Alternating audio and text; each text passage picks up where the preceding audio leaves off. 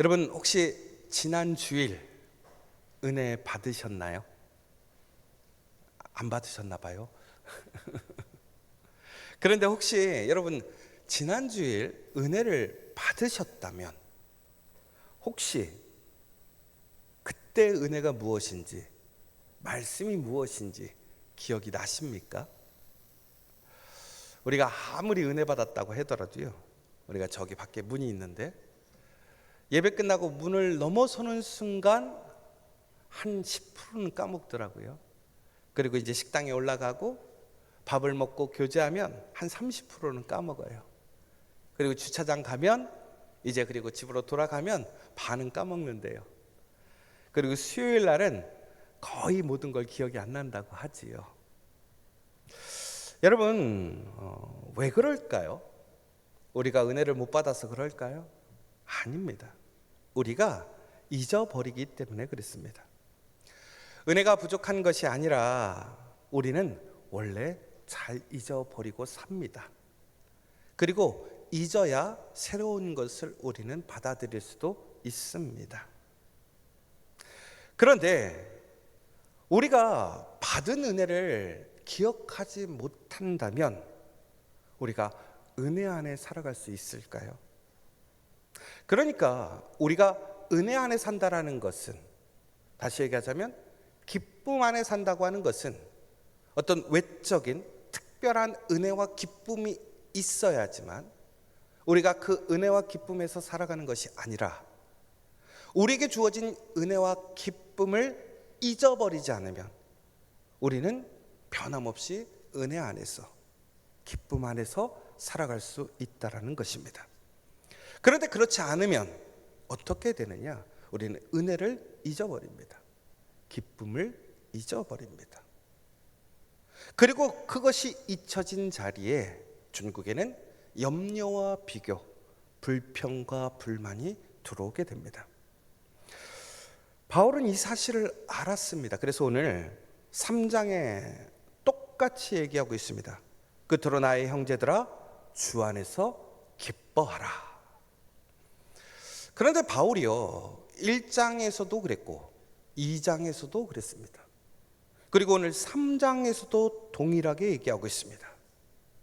나의 형제들아 주 안에서 기뻐하라. 그런데 그 뒤에 말이 더 인상적입니다. 같은 말을 쓰는 것이 내게는 수고로움이 없고 너희에게는 안전하니라. 여러분 누군가에게 반복된 얘기를 하는 게 상당히 부담스럽습니다. 그리고 사람들도 불편하게 생각하는 것이 일반적입니다. 그런데 오늘 바울은요, 너희가 항상 기뻐하라. 그리고 그 기쁨을 기억하라는 것에 대해서 끊임없이 얘기하고 있는데 이것을 수고롭게 생각하지 않는다라는 거예요. 불편하게 여기지 않는다라는 것입니다. 더 나아가서는 그것이 너희에게 안전하다라고 얘기를 하고 있습니다. 여러분 우리가 지난 7주 동안 기쁨의 비밀에 대해서 우리가 함께 나누었습니다. 여러분 7주 동안 기쁨의 비밀을 우리가 들었기 때문에 이제 다 되었을까요? 우리는 그저 기쁨 충만한 삶을 살아갈까요? 여러분 우리가 배워서 알고 있는 기쁨과 우리의 삶 속에서 진정으로 기쁨을 누리는 것은 다른 것이라는 것이죠. 그래서 바울이 오늘 우리에게 묻는 것입니다. 여러분들 지금 기쁨에 있습니까? 그 기쁨이 여전히 여러분에게 유효하십니까? 더 나아가서 누군가 여러분의 기쁨을 뺏으려고 하는데 여러분 그 기쁨을 빼앗기지 않도록 여러분의 마음을 잘 지키고 있느냐라는 것입니다. 여러분 기억하는 것과 잊어버리는 것 누가 더 힘이 셀까요? 당연히 잊어버리는 것입니다. 여러분 우리가 기억하려면 어떻게 해야 되느냐? 노력해야 돼요. 애써야 합니다. 그런데 잊어버리는 것은 어떻게 됩니까? 저절로 됩니다. 여러분 그러니까 우리가 잊지 않으려면 어떻게 해야 되느냐? 노력해야 한다라는 거예요. 계속 되뇌어야 한다라는 것입니다. 더 나아가서는 그것을 지속적으로 말해야 한다라는 것이지요. 기쁨도 똑같다라는 거예요. 내 안에 기쁨을 느꼈어. 그것으로 끝나버리면 그 기쁨은 한순간 사라져버리는 것입니다. 그런데 우리가 기쁨을 유지하려면 어떻게 해야 됩니까? 그 기쁨을 기억해야 한다라는 거예요. 기쁨을 의식해야 한다라는 것이고 기쁨을 말해야 한다라는 것입니다. 여러분, 그러면 이게 마인드 컨트롤이나 자기 체면 아닙니까? 아니라는 것이죠. 여러분, 없는 것을 억지로 가상으로 얘기하는 것이 아닙니다. 이미 우리 안에 그 기쁨이 충만하게 있더라는 것입니다. 예수님을 통해서 우리 안에는 그 누구도 뺏어갈 수 없는 그 영원한 기쁨이 우리 안에 있기 때문에 우리는 그것을 기억하고 이야기하라는 것입니다. 오늘 바울이 그것에 대해서 이야기하는 것이 안전하다라고 얘기를 하고 있어요.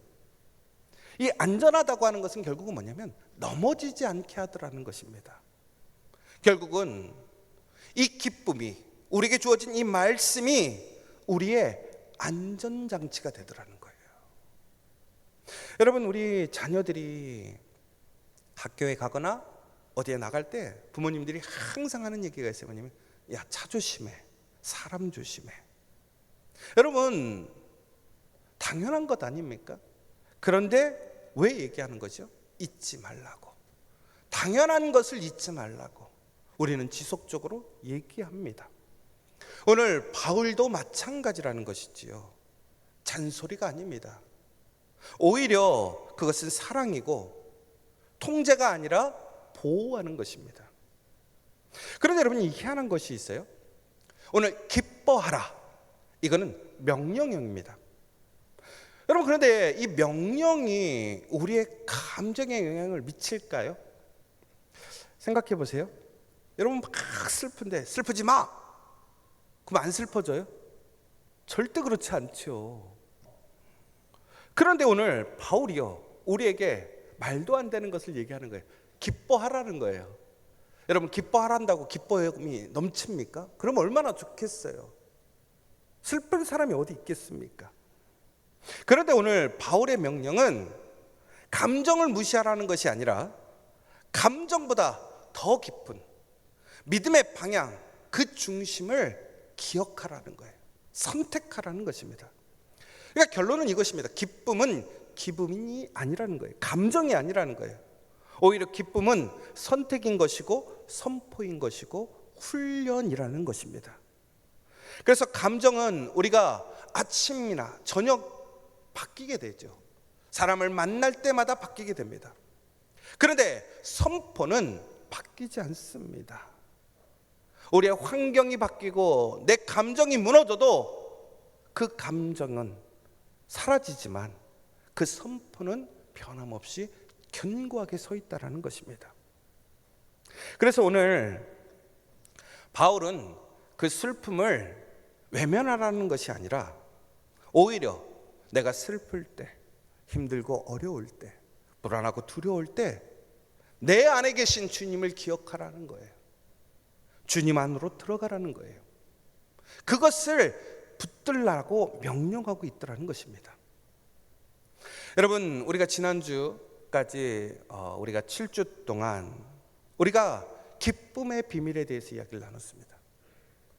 우리가 그 기쁨의 비밀을 누리기 위해 우리가 해야 할 것이 무엇인지를 우리는 이야기를 나누었습니다.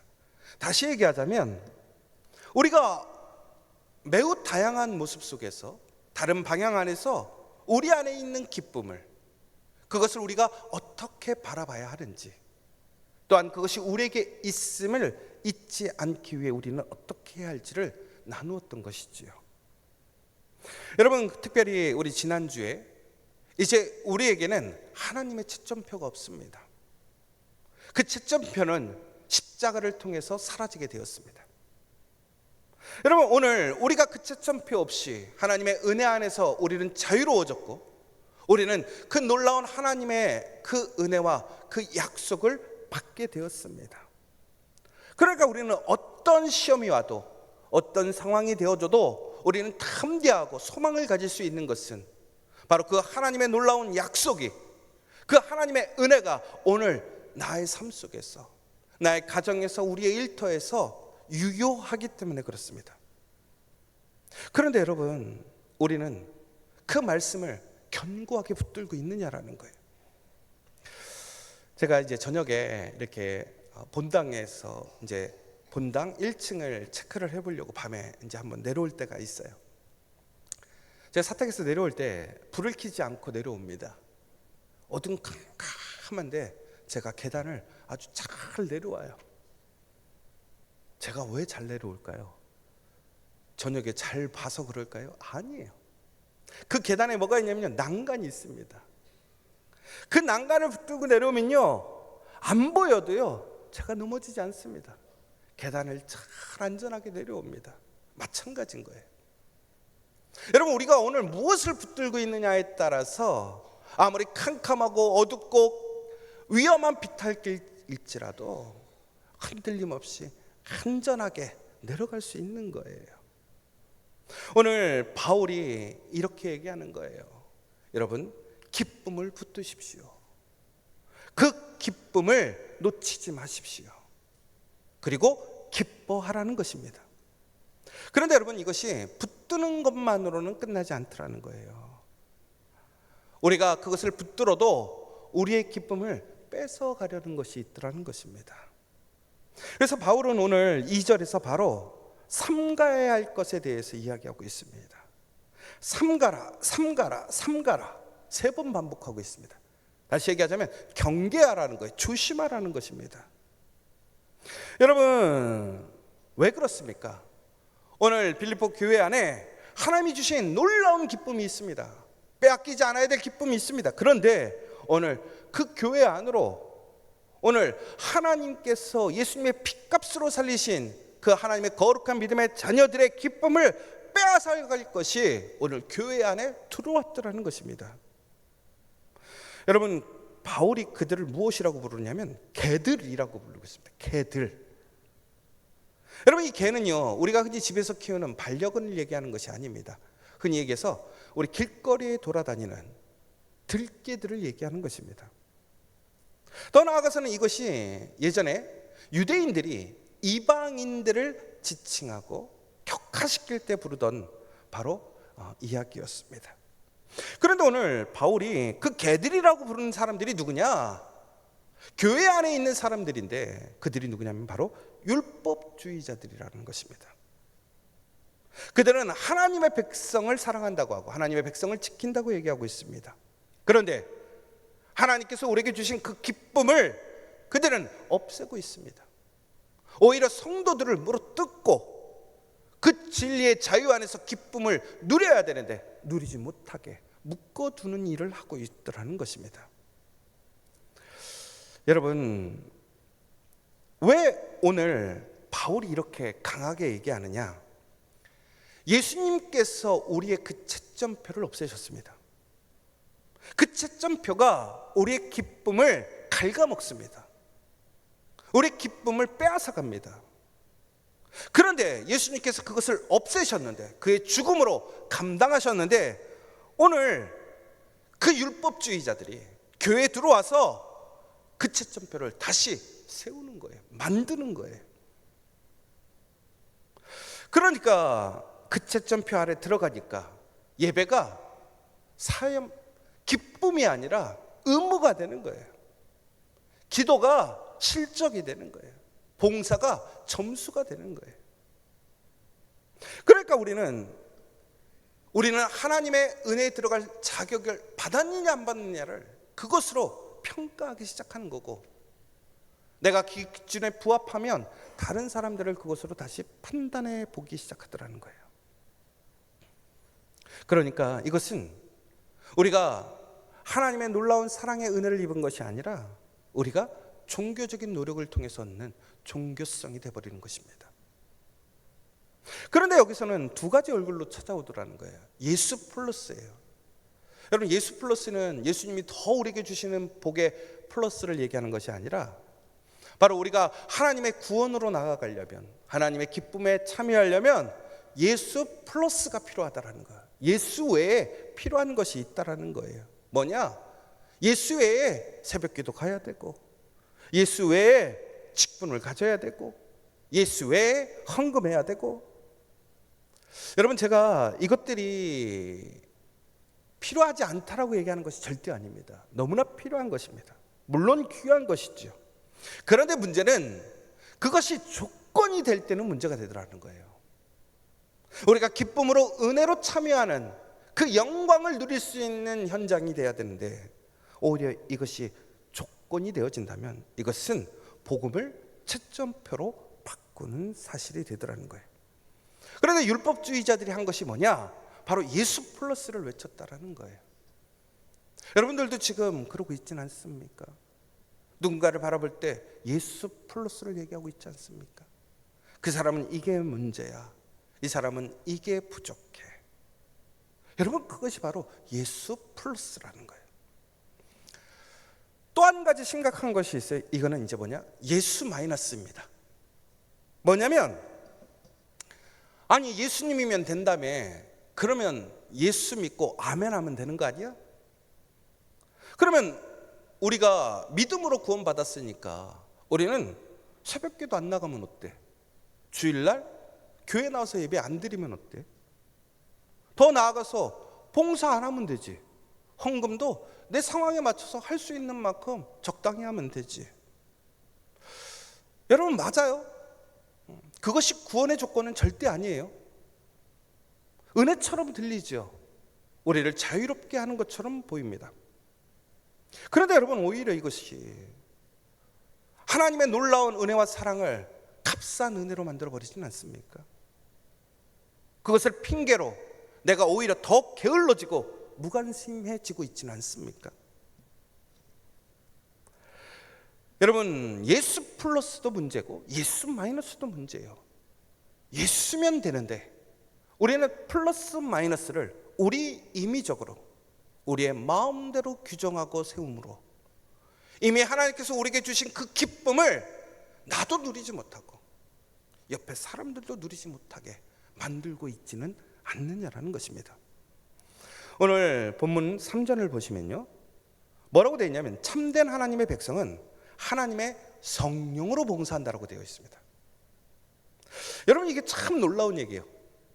여러분, 우리가 성령 받으면 어떻게 됩니까? 사람이 바뀌어요. 능력이 바뀌어요. 기준이 바뀌고 우리의 바운더리가 바뀝니다. 그러니까 성령이 임하시면 우리의 인간적인 한계와 상황을 뛰어넘는 것이죠. 그 무대가 하나님의 무대가 되는 거예요. 하나님의 능력으로 바뀌는 거예요. 그러니까 우리가 보았을 때는 우리가 생각하고 우리가 보편적으로 바라보는 그 수준을 뛰어넘는 수준이 되는 것입니다. 그러니까 성령 받으면 우리는 게을러질 수가 없습니다. 오히려 더 기쁘고 더 뜨겁기 때문에 우리는 모든 것에 더 열정적이 되고 모든 것에 앞장설 수밖에 없다라는 거예요. 결국에는 여러분, 우리가 성령 안에서 봉사한다고 하는 것은 그 성령의 인도하심을 따라서 그 성령의 기쁨에 참여하게 되더라는 것이지 우리의 의지나 노력으로 이루어지는 것은 아니라는 것입니다. 그럼 다시 얘기하자면 우리에게는 예수님께서 성령을 주신다고 분명히 말씀하셨습니다. 그러면 우리가 성령 안에 있다고 한다면 오늘 우리의 삶의 자리에 우리는 나의 의지로 억지로 끌려가는 것이 아니라 나의 기쁨으로 나도 모르게 너무나 어쩔 수 없이 참여하고 나아가게 되더라는 것입니다. 여러분, 저는 여러분들이 그 기쁨을 누렸으면 좋겠어요. 그 기쁨을 잃어버리지 않았으면 좋겠습니다. 여러분, 오늘 한번 잘 생각해 보시면 좋겠어요. 오늘 예배에 나오실 때 여러분들 그 여러분을 움직이는 기준이 무엇이었습니까? 여러분, 새벽에 기도하러 갈 때에, 여러분들이 혹은 봉사하러 갈 때, 섬김을 하러 나아갈 때 여러분들을 움직이게 하는 그 기준은 무엇이라는 것입니까? 여러분, 사랑입니까? 아니면 여러분들 어떠한 기준표입니까? 여러분 지금 휴가철이에요. 너무 감사한 게 휴가철에 많은 사람들이 이렇게 여러 곳을 가다 보니까 주일 예배가 많이 비워지게 됩니다. 예전에 캐나다에 있을 때는 독일 교회들이요, 휴가 기간 동안 한 달 동안 교회 문을 닫아요.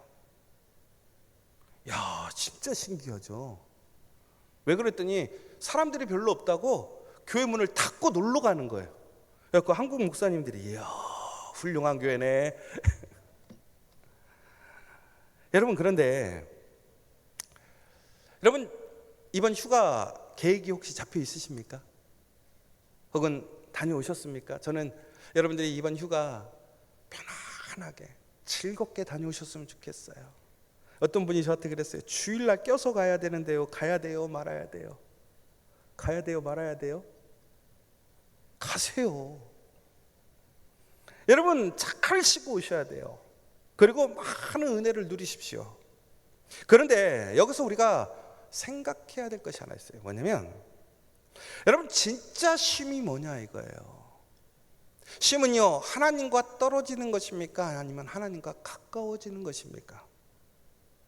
오히려 하나님 안에서 회복되어지는 것이 쉼입니다.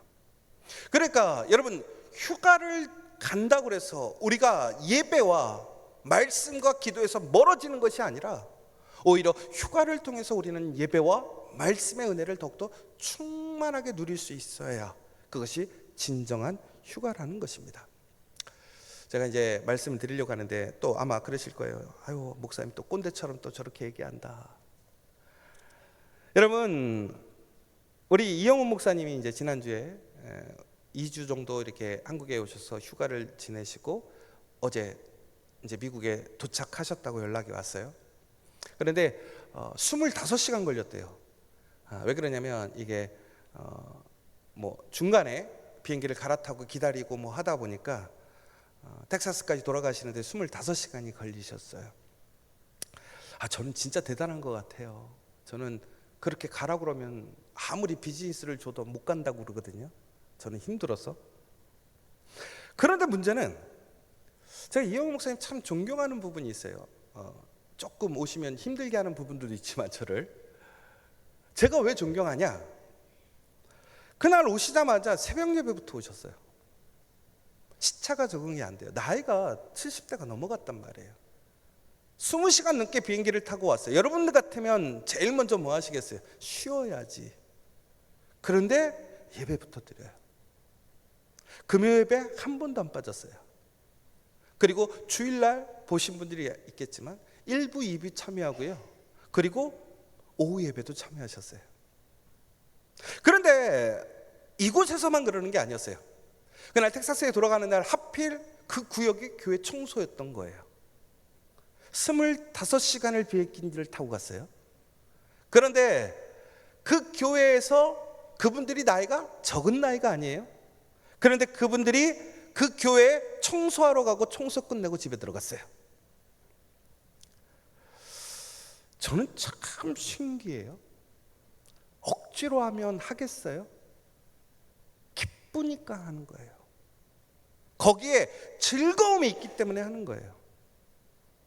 여러분, 여행이라는 것이 어찌 보면 내가 푹 잠을 잘 수도 있고 내가 오히려 그동안 하지 못한 것을 해야 하는 시간일 수도 있어요. 미뤄뒀던 것들을 해야 하고 먹지 못했던 것을 먹어야 되고.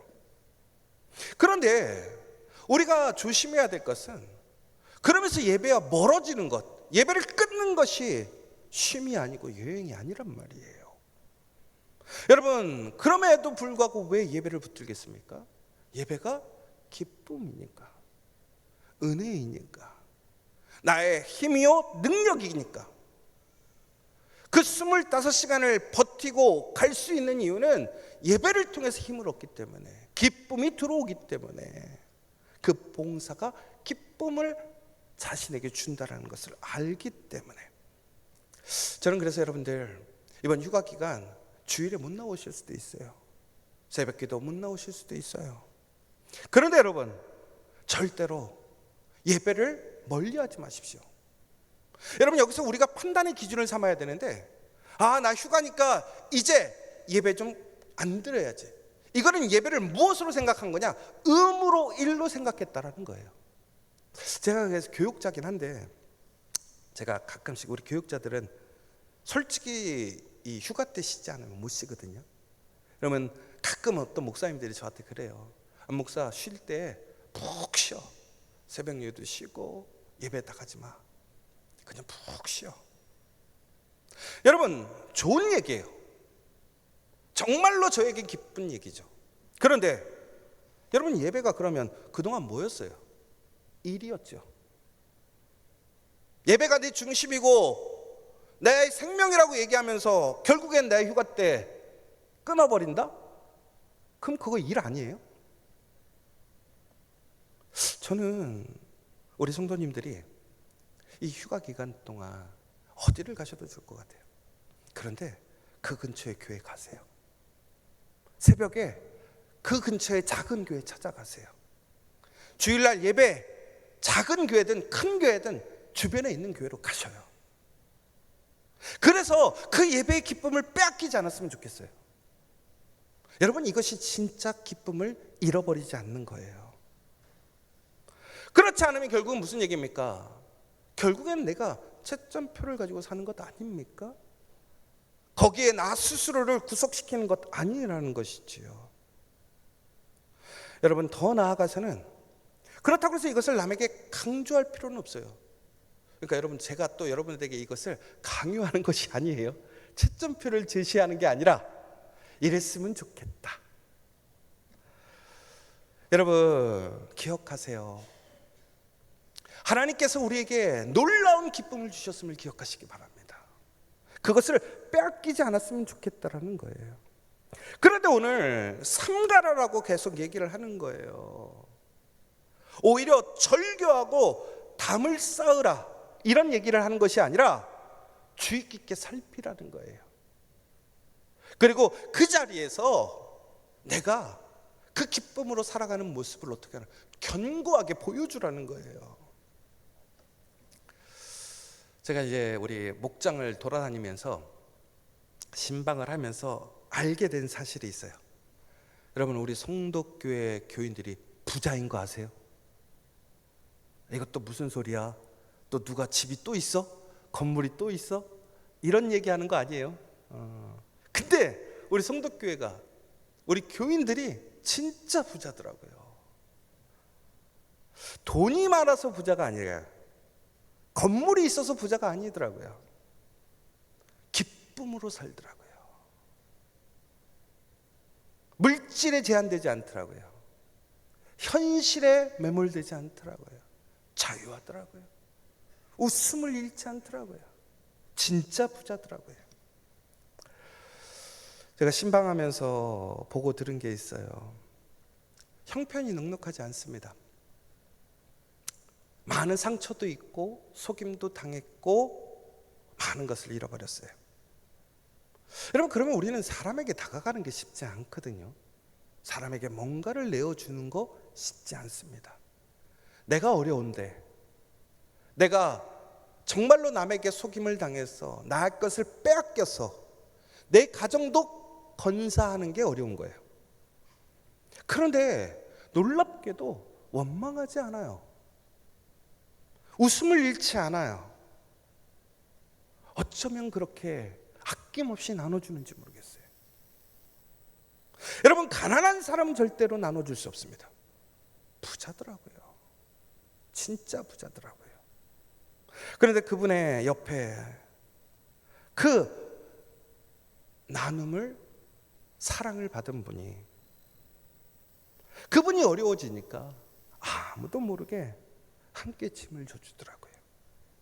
갚을 능력이 되지 않는데 선뜻 그 손에 있는 것을 내어주더라고요.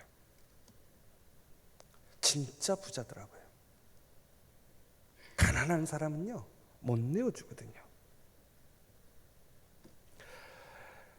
이렇게 기쁨으로 아낌없이 나눠주니까 교회에서 오해를 받은 적이 있대요. 항상 웃고 친절하게 대해주니까 그분이 나중에 얘기하더래요. 이 사람이 뭘 나한테 팔려고 그러나? 왜 이렇게 잘해줘? 왜 맨날 와서 웃어? 그래서 경계를 했대요. 얼마나 큰 걸 팔려고 그러나? 뭘 나에게 요구하려고 그러나? 그런데 시간이 지나는데 자꾸 뭐를 팔라고 하지를 않더래요. 그래서 좀 친해진 다음에 물어봤대요. 뭘 나한테 팔려고 그러냐? 그냥 속 시원하게 얘기해라. 속된 얘기로 보험회사 직원인 줄 알았대요. 그런데 알고 봤더니 그게 아닌 거예요. 저 그런 거 아닌데요. 그냥 기쁨으로 섬긴 건데요. 내가 원래 그런데요. 여러분, 진짜 기쁜 사람은 그런 거예요. 기쁨을 소유한 사람은 그런 거예요. 마음에서 우러나오는 거예요. 그런데 가짜는요, 나중에 드러나요. 가짜는 요구합니다. 이용하려 합니다. 그러나 진짜는 그 기쁨이 그저 흘러나와서 아낌없이 나누어 줄 수 있는 거예요. 나중에는 그랬대요. 가족 중에 누가 나도 예수 믿어야 되겠네. 어쩜 저렇게 사람이 기쁘게 살 수 있어. 여러분, 그런데 우리는 간혹 이런 이야기 듣지 않습니까? 너가 하나님 믿으면 나는 절대 하나님 믿지 않아. 나는 네가 다니는 교회는 죽어도 다니지 않을 거야. 그런데 나는 하나님을 알지 못하고 교회를 다니진 않지만 나는 진짜 네가 믿는 하나님 믿고 싶어. 궁금해. 교회 가고 싶어. 어떻게 그렇게 기뻐? 여러분, 그 사람이 기쁠 수 있는 이유는 의지가 아니란 말이에요. 감정이 아니란 말이에요. 뭡니까? 하나님이 우리에게 주신 그 기쁨을 잃어버리지 않았기 때문에, 오늘 붙들고 있기 때문에 그 사람은 기쁨이 충만한 거예요. 기쁨이 넘쳐 흘러가는 거예요. 저는 오늘 이 예배에 참여한 여러분들이 그 기쁨을 누리시기를 원합니다. 기쁨을 나누시기를 원합니다. 여러분, 바울이 그래서 얘기하는 거예요. 다시 말하는 거예요. 반복해서 얘기하는 거예요. 기뻐하라는 거예요. 그러면서 오늘 바울은 세 가지를 얘기하고 있어요. 그런데 우리가 이 기쁨을 지키기 위해 세 가지가 필요하다. 첫 번째는 뭐냐? 우리가 처음에도 말씀드렸지만 성령으로 봉사하라. 성령을 의지하라는 거예요. 여러분, 우리에게 기쁨이 주어지는 것은 사람의 능력이나 사람의 기준, 가짐이 아니라는 거예요. 성령이 우리 안에 있으면 기쁨이 충만해지더라는 거예요. 여러분, 기쁨을 원하십니까? 여러분에게 기쁨이 충만하길 원하십니까? 성령을 구하십시오. 성령을 의지하십시오. 성령을 부르짖고 성령을 바라보시면 성령께서 여러분들에게 하나님의 놀라운 기쁨을 충만하게 주실 줄 믿으시기 바랍니다. 두 번째는 뭐냐? 예수만 자랑하라는 거예요. 여러분, 우리의 자랑은 무엇입니까? 물질? 혹은 자녀들의 잘됨? 혹은 우리 가정이 다른 가정보다 더 풍요롭고 풍성한 거? 아니에요. 그 모든 것들은 사라져버립니다. 그러나 변하지 않는 오직 예수 그리스도만 붙들고 있다면, 예수가 내 안에 있다면 우리는 어떤 상황에도 어떤 순간에도 우리는 하나님의 놀라운 그 은혜와 사랑을 끊임없이 공급받을 수 있다는 거예요. 그러니까 내가 자랑할 것은 오직 예수밖에 없는 거예요. 예수만 이야기하는 것이고 예수의 사랑만을 이야기할 수밖에 없는 것이지요. 바로 그때 하나님이 풍성한 은혜와 기쁨을 그 사람에게, 그 가정에게 주는 것입니다. 여러분, 우리가 드림센터를 지금 준비하고 있습니다. 여러분, 그런데 중요한 것은 이 드림센터가 우리 교회의 자랑이 되어서는 안 돼요. 드림센터를 통해서 예수님이 자랑이 돼야 된다는 거예요. 오히려 그 공간이 지역을 섬기고 우리의 아이들을 세우고 외롭고 힘든 지체들을 보호하고 더 나아가 다음 세대의 우리의 미래의 주역들을 세울 수 있는 그 공간, 그곳이 되어야 한다는 것입니다. 우리 성산교회가 건물을 자랑하는 교회가 되서는 안 된다는 거예요. 우리 건물을 통해서 예수님을 자랑하는 교회, 예수님의 사랑이 증거되는 교회가 되어야 될 줄 믿습니다. 여러분, 내가 잘한 것이 아니라 예수님이 하신 것, 그것을 선포하고 외칠 때 우리에게는 놀라운 기쁨이 넘치게 돼 있다는 거예요. 마지막으로는 육체를 신뢰하지 않는 것입니다. 여러분, 우리의 육체라는 것은 무엇이냐? 인간의 자격과 조건입니다. 배경, 학력, 경력, 신앙의 연수. 여러분, 어찌 보면 또 우리는 교회에서 직분을 자랑하기도 하고 나의 봉사, 나의 헌금 혹은 사람의 인정을 우리는 자랑하기도 합니다. 여러분, 그런데 그것을 붙드는 순간 우리는 지속적으로 계속 얘기했죠. 하나님의 은혜를 쥐지 못해요. 그것을 놓아야 우리는 하나님의 은혜를 붙들 수 있는 거예요. 하나님이 채워주시는 것을 손에 받을 수 있는 거예요. 여러분, 결론은 이것입니다. 바울은 오늘 우리 안에 하나님께서 예수님을 통해서 주신 그 기쁨이, 그 기쁨의 은혜가 여전히 우리 안에 충만하다는 것입니다. 예수 안에 있으면 우리는 그 기쁨이 차고 넘치게 되어 있더라는 거예요. 그것을 잃어버리지 말라는 거예요. 그러므로 오늘 내 안에 기쁨이 있음을 선포하라는 거예요. 그리고 내가 오늘 외치라는 것입니다. 여러분, 오늘 무엇이라고 하냐면 다시 얘기하고 있습니다. 다시 기뻐하라. 여러분, 감정이 아닙니다. 이미 우리에게 주어져 있는 그 기쁨을 선포하시기 바랍니다. 여러분, 우리 성경 말씀에 보면 느헤미야 8장 10절에 보면 이렇게 되어 있습니다. 여호와를 기뻐하는 것이 너희의 힘이니라.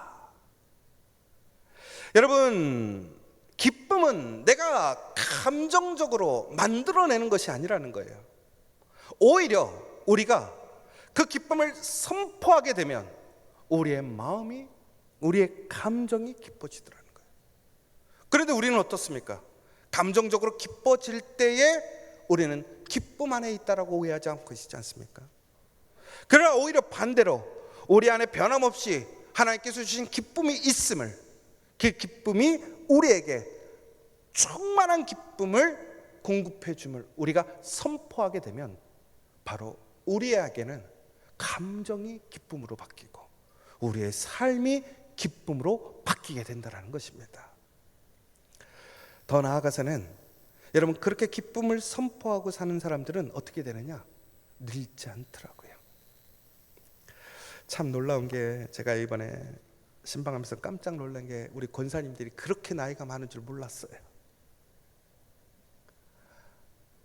아니, 손장로님보다 나이가 더 많아요. 손장로님이 자기보다 어린 줄 알고 나이 물어보다 깜짝 놀랐대요. 권사님들이 손장로님보다 나이가 많아서. 그런데 그분들의 특징이 있더라고요. 기쁨을 잃어버리지 않는 사람들이에요. 여러분, 오늘 바울이 얘기합니다. 기뻐하라, 기뻐하라, 기뻐하십시오. 여러분, 기쁘지 않을 때 어떻게 해야 되는 줄 아십니까? 여러분, 아침에 일어나면 제일 먼저 화장실 가잖아요. 거울이 달려 있어요. 여러분, 거울을 보면 피곤해서 근심과 걱정에 쩔어 있는 우리 얼굴을 볼 때가 있어요. 그때 여러분, 그 얼굴을 바라보면서 얘기하세요. 민호야, 기뻐해라. 너는 오늘 기쁨을 누려야 한다. 선포하는 거예요. 누구한테? 나한테. 여러분, 바로 그렇게 될 때 놀라운 기쁨의 변화가 일어날 줄 믿으시기 바랍니다. 다음 주에 물어볼 거예요. 했는지 안 했는지. 여러분, 우리 안에는 놀라운 기쁨이 있습니다. 세상이 뺏어갈 수 없는 기쁨이 있습니다. 우리 성산교회는 이미 하나님의 놀라운 기쁨이 있는 줄 믿으시기 바랍니다. 오늘 그 기쁨을 선포함으로 오늘 그 기쁨 안에서 더 놀라운 하나님의 은혜의 기쁨을 누리는 저와 여러분 되시기를 간절히 축원합니다.